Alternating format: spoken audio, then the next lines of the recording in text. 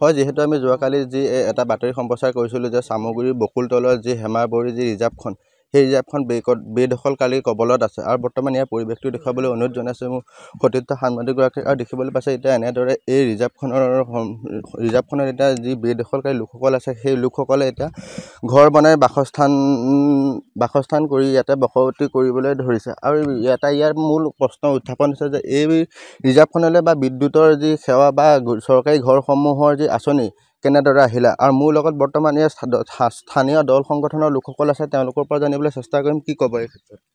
নিশ্চয়কৈ চাওক, আমি যি অসমৰ মুখ্যমন্ত্ৰীগৰাকীয়ে বেদখল মুক্ত কৰি আছে তাক লৈ আমি সুখী, সেয়া সমৰ্থন কৰিছোঁ। কিন্তু সমগ্ৰ অসমৰ লগতে আমাৰ চামগুৰিও বহু জেগা যি বেদখল কৰি আছে সন্দেহজনক লোকে, সেইসকল মুক্ত কৰক সোনকালে।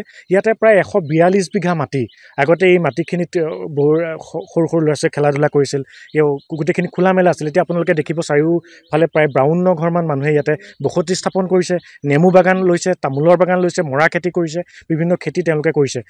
সেয়েহে আমি নগাঁৱৰ আয়ুক্তগৰাকী তথা চামগুৰি ৰাজহ চক্ৰ বিষয়ানীগৰাকীক কৈছোঁ, এইসমূহ কেনেদৰে হ'বলৈ পাইছে, আপুনি ক'ত শুই আছে। আৰু তাৰ উপৰিও আচৰিতজনকভাৱে তেওঁলোকে কেনেদৰে চৰকাৰী ঘৰ পালে, কেনেদৰে বিদ্যুতৰ সংযোগ এইসমূহ স্থানলৈ আহিল, তাক কিন্তু আচৰিত এটা ঘটনা।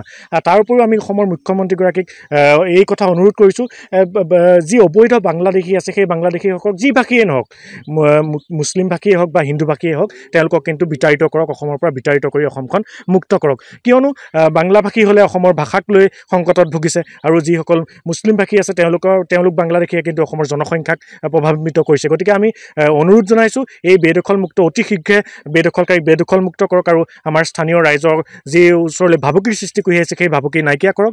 অসম চৰকাৰে ইয়াক গুৰুত্ব দিয়ক, আৰু এই মাটিখিনি বেদখলমুক্ত কৰি যে ক্ষুদ্ৰ ক্ষুদ্ৰ উদ্যোগসমূহ গঢ়ি উঠক, স্থানীয় খিলঞ্জীয়া লোকসকলে ইয়াতে সংস্থাপন পাওক, নিবনুৱা মুক্ত হৈ উঠক। হয়, নিশ্চয় ইয়াৰ পৰিৱেশটো প্ৰথমতে দেখুৱাবলৈ অনুৰোধ জনাইছোঁ যে কেনেদৰে এতিয়া দেখিবলৈ পাইছে এই যিখন ৰিজাৰ্ভ, সেই ৰিজাৰ্ভখন এতিয়া দেখিবলৈ পাইছে যে স্থানীয় বসতি হৈ পৰিছে একাংশ লোকৰ বাবে। আৰু মোৰ লগত আৰু এগৰাকী লোক আছে, তেওঁৰ পৰা জানিবলৈ চেষ্টা কৰিম। কি ক'ব এই ক্ষেত্ৰত? হয়, নিশ্চিতভাৱে অসম চৰকাৰৰ মাননীয় মুখ্যমন্ত্ৰী ডাঙৰীয়াৰ নেতৃত্বত যি বেদখলকাৰীসকলে যি মাটিসমূহ বেদখল কৰি আছে, যি বৰ্তমান বেদখলমুক্ত কৰি আছে, তাক আমি সহযোগিতা আগবঢ়াইছোঁ।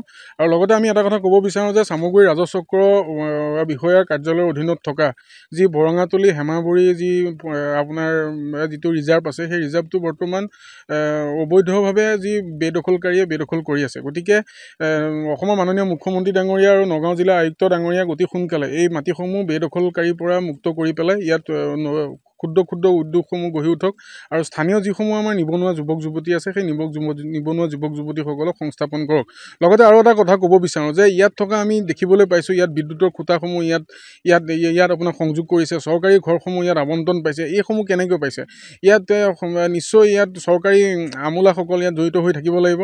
আৰু এই এটা কথা ক'বলগীয়া আপোনালোকৰ সংবাদ মাধ্যমৰ আগতে ক'ব বিচাৰোঁ যে যিজন স্থানীয় আমাৰ চৰকাৰী গাঁওবুঢ়া আছে, সেই গাঁওবুঢ়াসকলকো নগাঁও জিলা প্ৰশাসনে বা নগাঁও জিলা আয়ুক্ত ডাঙৰীয়াই তদন্তৰ আওতালৈ আনি পেলাই কেনেকৈ এওঁলোকে ইয়াত বসতি কৰিবলৈ পালে, ঘৰ দুৱাৰসমূহ কেনেকৈ ইয়াত পালে, লাইটৰ কেনেকৈ ইয়াত আপোনাৰ সংযোগ কৰিব পাৰিলে, সেইসমূহ যাতে অতি সোনকালে তদন্ত কৰি পেলাই ইয়াৰ যিসমূহ ৰিজাৰ্ভ আছে সেই ৰিজাৰ্ভসমূহ যাতে বেদখলমুক্ত কৰে, তাকে আমি অনুৰোধ জনাইছোঁ।